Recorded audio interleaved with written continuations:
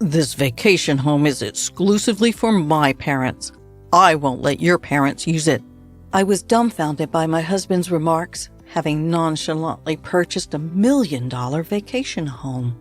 So that's what this is all about. Having learned his motives, I reached the end of my tether. "Fine, but you're going to regret this, you know." "I won't." "Don't ever show your face to me again."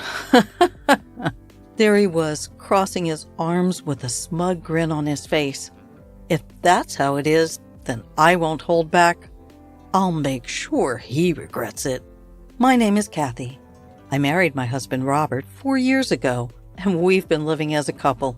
Neither of us have any particular hobbies, so our savings kept growing. If I had to name one indulgence, perhaps it would be brewing coffee from beans on a weekend morning. Speaking of which, your mom's birthday is coming up soon, isn't it? With a freshly brewed coffee in hand, I asked my husband. We're both in our mid-30s. Robert's parents turned 60 this year, a year ahead of my parents. How about we give them a spa retreat as a gift for their birthdays? It'd be a nice memory, don't you think? A good idea, right? When I suggested this, my husband agreed, saying, "That might be a good idea. I'll ask my parents if they want anything specific. If not, we'll give them the spa retreat. It'll kill 2 birds in 1 stone." I didn't mean it like that. "I know. Just joking. Next time I see my parents, I'll talk to them about it. Kathy, can you look up some good spas?" "I got it. How about we go on a trip too? It would be nice for a change." 2 weeks passed and my mother-in-law's birthday was fast approaching. "Hey, we need to make a reservation soon. At this rate, we won't even make it for my father-in-law's birthday.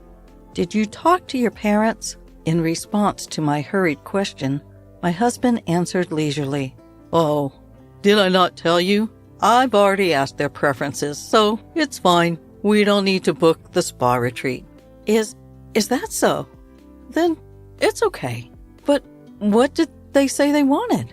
Eager to choose a gift together, I asked that question, but my husband gave me a look that suggested he found it troublesome. "I'll handle everything. It's my parents' 60th birthday. You don't have to get involved, Kathy." I couldn't hide my surprise at Robert's words. He had never brushed me off like this before. "That's not a nice way to say it." I was getting emotional. "Why won't you tell me? We've always chosen gifts together." Every year, we had decided on gifts for each other's parents together. So why suddenly, at a significant milestone like their 60th birthday, would he say something like this? I didn't understand my husband's thinking and was frustrated. I don't like to boast, but I'm generally a mild-mannered person. I rarely raise my voice, but my husband wouldn't change his mind. In the end, Robert wouldn't tell me what his parents wanted.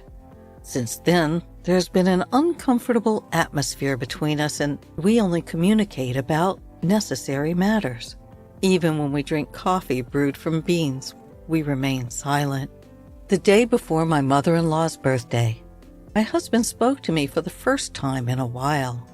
"We're going out tomorrow to celebrate Mom's 60th birthday, so get ready, Kathy. We're staying overnight, so be prepared for that too." When he suddenly said we were going out, I panicked. "What? Where are we going? If we're staying overnight, you should have said so earlier. I have a lot to prepare." "I just told you, didn't I? You're definitely going to be surprised." In contrast to my panic, my husband was in high spirits. The next morning, we got into the car early and went to pick up my in-laws. They were very excited from the morning. "I'm so excited. I never thought I'd get to celebrate my birthday like this. I really can't thank you enough. Right, honey?"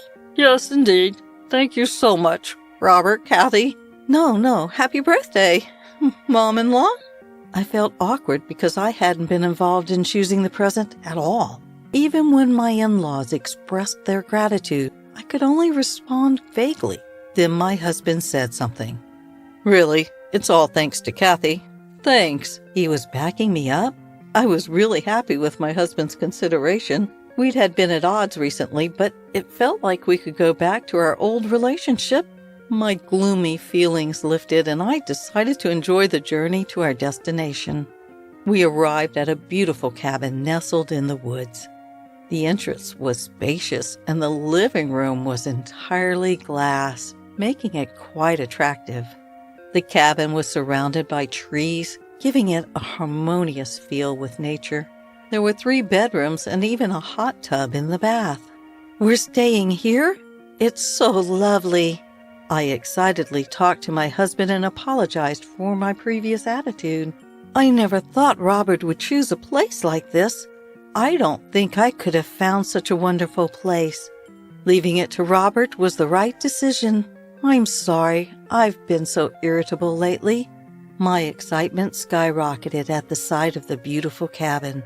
Then he blurted out something unexpected. "It's no biggie.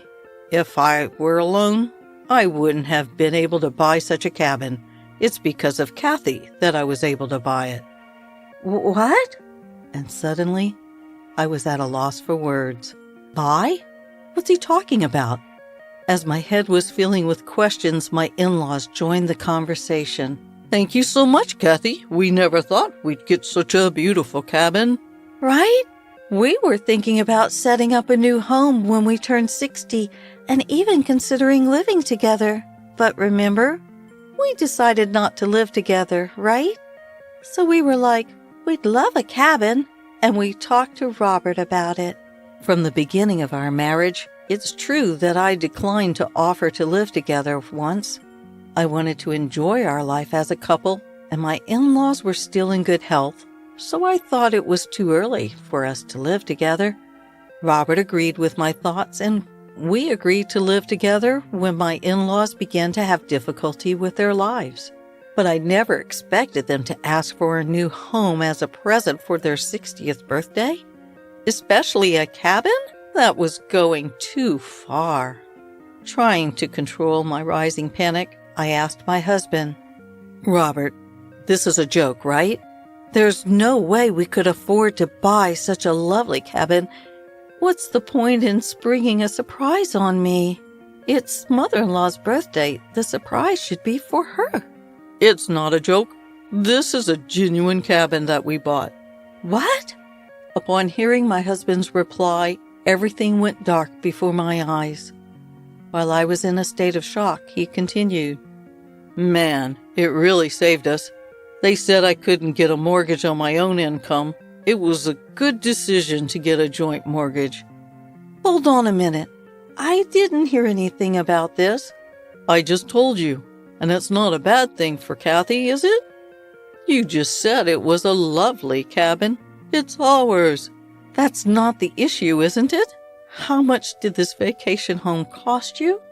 My frustration aimed at him. He dropped a surprising fact. $1 million. "What?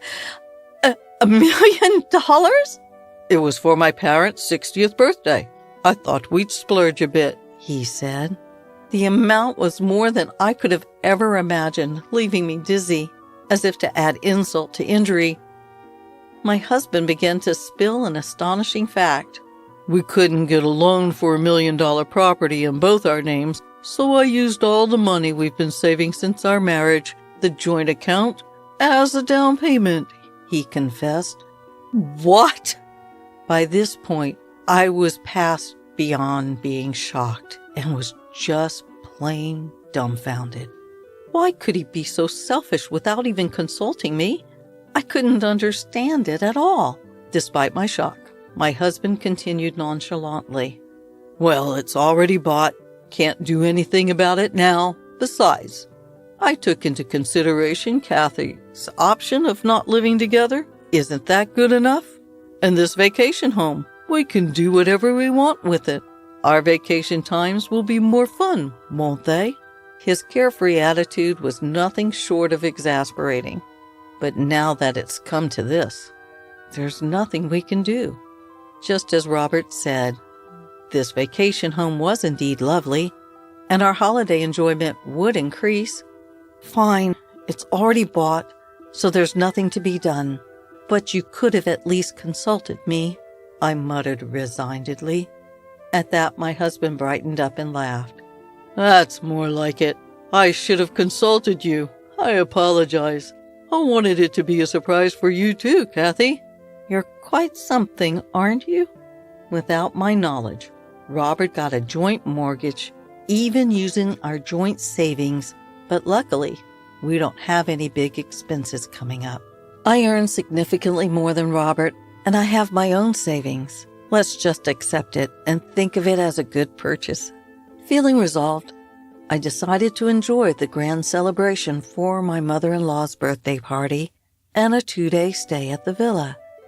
Once home, I brewed a coffee and indulged in the memories of our villa stay. It was surprising, but the villa was really splendid. It had a wood-burning stove in the living room, which would be enjoyable in winter. Feeling happy, I spoke to Robert. Hey, when are we going back to the villa? I want to get some new dishes for the villa. Yeah, I'll check with my parents. Can't we go by ourselves? Well, the villa is technically in our names, but it was a present for my parents' 60th anniversary. It'd be wrong if they had plans, right? I had a bad feeling. Even though it's in our names, I thought it might practically become my in-laws' property. I quickly suggested, as it's our villa, we can invite my parents too, right? Yeah, if they're available. He answered non-committally, but he didn't refuse. That's a relief. The villa won't become my in-laws' property. But that was too optimistic. For the past 6 months, I'd not been allowed to stay at the villa once. I go there, but I can't stay overnight. I drop my in-laws off at the villa, am made to prepare food, and then have to return home. The next day, I pick them up from the villa, clean up, and drive them back. It's been like this for 6 months. Despite my many complaints, Robert always has some excuse and sometimes even yelled at me. But today, I'm not giving up, because soon it will be my parents' birthday. Hey, Robert, my father's birthday is in 2 months. We can invite them to the villa, right? It's our villa. I emphasized our villa and appealed to Robert. But his reply was the same as always. If my parents don't have plans. That again? It's always the same. We haven't stayed at the villa once in the 6 months since we bought it. It's always your parents who get priority. It's our villa. We should be the priority. Plus, I'm also paying the mortgage and the down payment. My parents should be able to stay too. Today, I'm not backing down. I put my foot down more than usual. Then Robert frowned, replied like this. Shut up. That vacation house is for my parents only. I won't let your parents use it. I suppose that was part of your plan all along, wasn't it? No wonder you bought the vacation house without telling me. The tolerance I had shown until now snapped in my heart, making a sound as if something had broken. I'll never forgive you. Don't think you can get away with such selfish behavior. I proposed the following to my husband. Fine, if that's how it is. I won't hold back any longer. Let's get a divorce. What the hell? You're such a petty woman. Well, whatever. I'm quite appreciated by my parents for buying that vacation home, and I'm sure my mom would do the housework. I won't be in trouble at all without you. Of course, if we're getting a divorce, I won't let you use that vacation house. Still okay with you? My husband had a triumphant look on his face, crossing his arms with satisfaction. I felt pathetic for falling for such a man's smooth talk, but it's too late to regret now. All that's left is to get my revenge. I lowered my voice and put pressure on my husband. You sure? You're going to regret it? Like hell I will. Fine, it's settled then. Don't ever show up in front of me again. The next day, I filed for divorce. It was accepted without issue, and I decided to head back to my parents' house on foot. The call from Roberts to my parents' house came a few months later. When I answered the phone, he was in a panic. Is that you, Kathy? What do you want at this point? We have nothing left to talk about. In response to my cold reply, he shouted back frantically, I tried to call your cell phone. Why didn't you pick up? Some persons claiming to be your lawyer came to my house today. Hey, this is something you asked for, right? Can you explain it properly to me? You don't understand? What don't you understand? It's exactly as the lawyer said. Since we're divorced, I don't intend to pay the mortgage. If you don't comply, I'm considering selling the vacation house. That's all. But that vacation house is in both our names. Even if we're divorced, it's only natural for you to keep paying the mortgage, right? To my ex-husband, who was at his wit's end, I calmly stated, despite being in both our names, I'm not allowed to use it, right? So why do I have to keep paying the mortgage? That's what doesn't make sense to me. Oh, no, but it's a shared property, right? You should be the one paying. This is going nowhere. That's why I asked a lawyer. If you're going to insist on your point of view, I'm hanging up. If there's anything else, please contact my lawyer. I don't have time to talk to this unreasonable man. I have my own business to take care of. Hold on, wait up. I messed up. Let's use the vacation house alternately, okay? That should be fine, right? You're saying keep paying the mortgage and I'll let you use it in turns. I got no attachments to that vacation house anymore.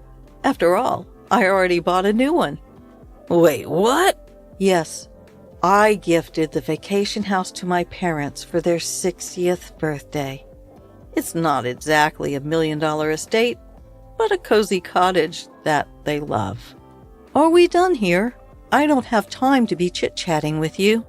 Hold on, please. I quit my job. I know that. What? It was probably my father who caused it, wasn't it? My father is an executive in a top-tier company. He has many acquaintances, presidents, and executives of other companies. Robert's company president was one of them. Angry at Robert's treatment toward me, my father must have talked to Robert's company president about it. How can we have such a person in our company? The president expressed his anger. I don't know the details from there, but I had heard that Robert chose to resign on his own. I'm sure Robert's company president did something behind the scenes, considering the future. Hey, help me out. Robert pleaded with a tear-choked voice. I started receiving contemptuous looks from my coworkers. I chose to quit. I found a new job, but the salary is less than before. I can't keep up with the mortgage payments on my own. Your father is the cause, right? Then isn't it his responsibility to continue paying the mortgage? He's so self-centered. How much further will he go to satisfy himself? I was at my limit with his selfish comments. Sure, my father might have caused you to quit your job, but the one who created the initial cause was you, Robert, wasn't it? Don't twist it to suit your narrative. You're the one who's wrong for touching our shared property because you wanted to look good to your parents. You've brought this on yourself. I didn't think it would turn out like this. You reap what you sow. I hope you suffer in the depths of mortgage hell, you selfish jerk. Wait, please. I heard his desperate cry, but I hung up the phone without waiting. In the months following, I negotiated through a lawyer and finally got out of the mortgage for that vacation house. In the end, Robert couldn't continue paying the mortgage on his own, and the vacation house seemed to be sold. Because the property's value had decreased, it seemed Robert had ended up in debt.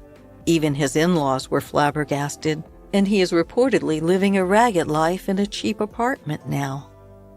His parents, too, are now the talk of the neighborhood for losing the vacation house they were always boasting about.